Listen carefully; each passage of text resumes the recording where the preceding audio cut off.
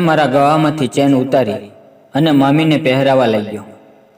મામીએ મારો હાથ પકડી લીધો. તેણે મારી સામે જોયું અને કહ્યું, મારે ચેન નહીં પણ પેલું જોવે છે. એટલું બોલીને તે હસવા લાગ્યા. મિત્રો, વિડીયોની અંદર આગળ વધીએ તે પહેલાં જો તમે ચેનલ પર નવા છો તો ચેનલને સબસ્ક્રાઈબ અને વિડીયોને લાઈક જરૂર કરજો અને વિડીયો છેલ્લે સુધી જોજો, મજા આવશે. એક દિવસ મારા મામાનો ફોન આવ્યો. તેણે મને કહ્યું કે તે બંને કામ માટે શહેરમાં આવી રહ્યા છે. મારા મમ્મી તેની વાત સાંભળીને ખૂબ ખુશ થઈ ગયા. મેં તરત મારા મામીને મેસેજ કર્યો. મામીએ જવાબમાં મને દિલવાળો ઇમોજી મોકલી. હું ખૂબ ખુશ થઈ ગયો. બીજે દિવસે મામા મામી મારા ઘરે આવ્યા. મારી મામાને જોઈને ખુશ થતી હતી અને હું મામીને જોઈને ખુશ થતો હતો. થોડીવાર પછી મારા મામા મારા મમ્મીની સાથે મંદિરે ગયા. હું અને મામી બંને ઘરે એકલા હતા. મુસાફરીને કારણે મામી આરામ કરવા લાગ્યા. મામીએ મને કહ્યું, મારે સ્નાન કરવું છે. મેં તેની તરફ પ્રેમથી જોયું અને કહ્યું, ઠીક છે, ચાલો, હું તમને વોશરૂમ દેખાડું છું. મેં તેનો સામાન મારા રૂમની અંદર રાખ્યો. મામી મારી પાછો આવી રહ્યા હતા. મામીની અંદર જતાં જ મેં દરવાજો બંધ કર્યો, કારણ કે કોઈ આવી જાય તો અમને બંનેને ઠીક થવાનો મોકો મળે. રૂમની અંદર જઈને મેં મામીને હક કરી લીધી. મામીએ મારી સામે જોઈને કહ્યું, હું ક્યારની તને મળવા માંગતી હતી. આજે હું સફાઈ કરીને રેડી થઈને આવી છું. 2 વર્ષ પછી પણ મારા મામી સ્વર્ગની અપસરા લાગી રહ્યા હતા. પછી મામી સ્નાન કરવા માટે જતા રહ્યા. હું અને મામી પછી વાતો કરી રહ્યા હતા. ત્યાં મારા મામા અને મારા મમ્મી બંને મંદિરેથી આવી ગયા. અમે બધાએ સાથે ભોજન લીધું. થોડીવાર પછી મારા મામાએ કહ્યું કે મારે બિઝનેસના કામ માટે બહાર જવાનું છે, એટલે તું તારા મામીને આજુબાજુ ફરવા લઈ જજે અને સાંજે મંદિરની અંદર સોસાયટીનો પ્રોગ્રામ છે. મેં મામીને કહ્યું, તમે તૈયાર થઈ જાઓ. અને મામી જ્યારે તૈયાર થઈને બહાર આવ્યા તો હું તેને જોતો જ રહી ગયો. મામીએ બ્લુ જીન્સ અને પિંક કલરની ટોપ પહેરી હતી. અમે બંને ફરવા માટે ગયા. અમે બંને પ્યાર મોહબ્બતની વાતો કરવા લાગ્યા. થોડીવાર મામીને આમથી તેમ ફેરવ્યા પછી હું મામીને ફિલ્મ જોવા માટે લઈ ગયો. ફિલ્મ ખૂબ જ રોમાન્ટિક હતી.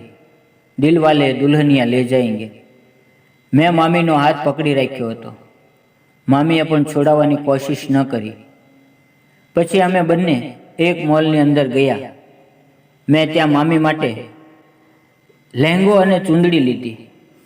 પછી એકબીજાના હાથમાં હાથ નાખીને અમે બંને ફરતા રહ્યા. થોડીવાર પછી વરસાદ શરૂ થઈ ગયો અને રાત પણ થઈ ગઈ હતી. અમે બંને પલળી ગયા હતા. હવે ઘરે જવાનું ખૂબ જ મોડું થઈ ગયું હતું અને વરસાદ પણ શરૂ હતો. એટલે મેં મામીને કહ્યું, આપણે બાજુની હોટલમાં રોકાઈ જઈએ. મામી મારો મતલબ સમજી ગયા. તે થોડા ગભરાઈ ગયા અને મારી સામું જોવા લાગ્યા. મેં તેને કહ્યું, તમે ડરતા નહીં, હું ઘરે બતાવી દઉં છું કે. મેં ઘરે ફોન કરી અને બતાવ્યું કે અમે બંને સવારે આવી જઈશું, કારણ કે વરસાદને લીધે કોઈ વાહન મળતું નથી. અને પછી એક હોટલની અંદર મેં રૂમ બુક કરાવ્યું. જ્યારે અમે હોટલ રૂમની અંદર ગયા તો મામી જીદ કરવા લાગ્યા કે તારા હાથમાં જે થેલી છે તે મને બતાવ, તેમાં શું લીધું છે. મેં મામીને બેગ આપીને કહ્યું, તમે ખોલીને જોઈ લો. મામીએ જ્યારે બેગ ખોલ્યું તો તેમાં દુલ્હન માટે કપડાં હતા.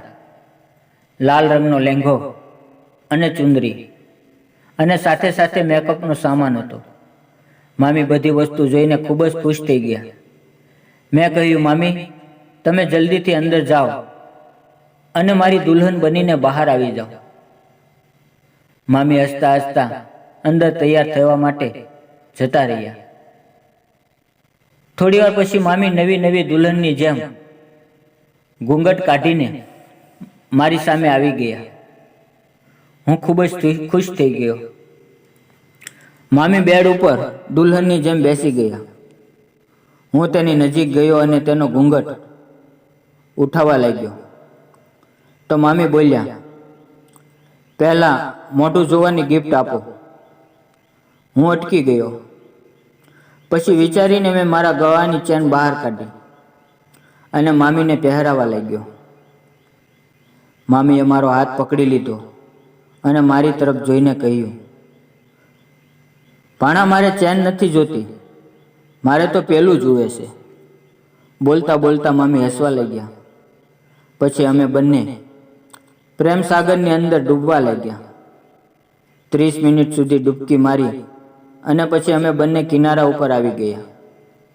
મામીએ કહ્યું, ઘણા દિવસ પછી આજે હું ખૂબ જ ખુશ છું. કાશ આપણે બંને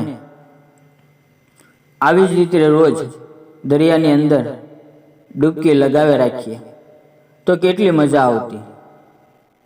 મિત્રો, આવી સુંદર મજાની લવ સ્ટોરી સાંભળવા માટે અમારી ચેનલને સબસ્ક્રાઈબ કરજો અને તમારા ગુજરાતી મિત્રને થોડોક સપોર્ટ કરજો.